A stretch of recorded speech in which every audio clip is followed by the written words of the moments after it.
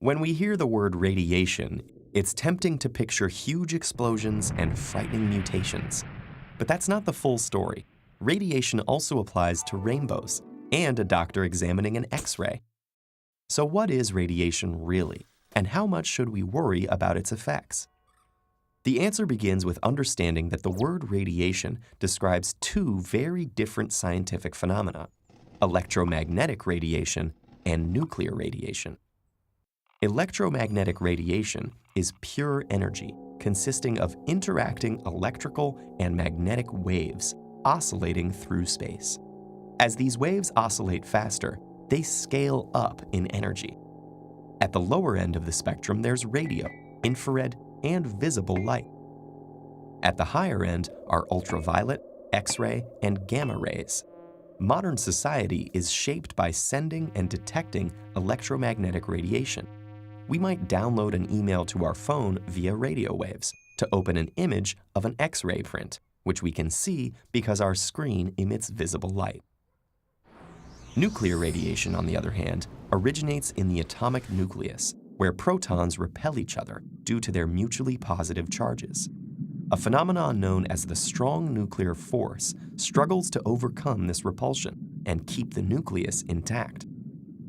However, some combinations of protons and neutrons, known as isotopes, remain unstable or radioactive. They will randomly eject matter and/or energy known as nuclear radiation to achieve greater stability. Nuclear radiation comes from natural sources like radon, a gas which seeps up from the ground. We also refine naturally occurring radioactive ores to fuel nuclear power plants. Even bananas contain trace amounts of a radioactive potassium isotope. So if we live in a world of radiation, how can we escape its dangerous effects? To start, not all radiation is hazardous. Radiation becomes risky when it rips atoms' electrons away upon impact, a process that can damage DNA. This is known as ionizing radiation, because an atom that has lost or gained electrons is called an ion. All nuclear radiation is ionizing, while only the highest energy electromagnetic radiation is. That includes gamma rays, X-rays, and the high-energy end of ultraviolet.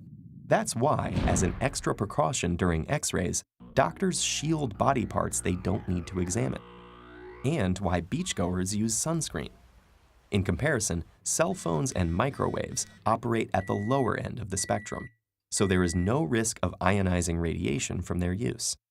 The biggest health risk occurs when lots of ionizing radiation hits us in a short time period, also known as an acute exposure.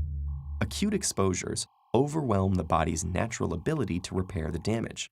This can trigger cancers, cellular dysfunction, and potentially even death.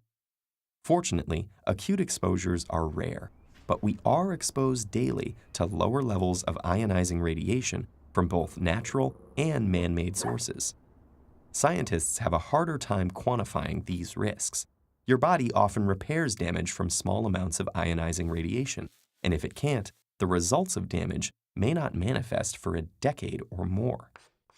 One way scientists compare ionizing radiation exposure is a unit called the sievert.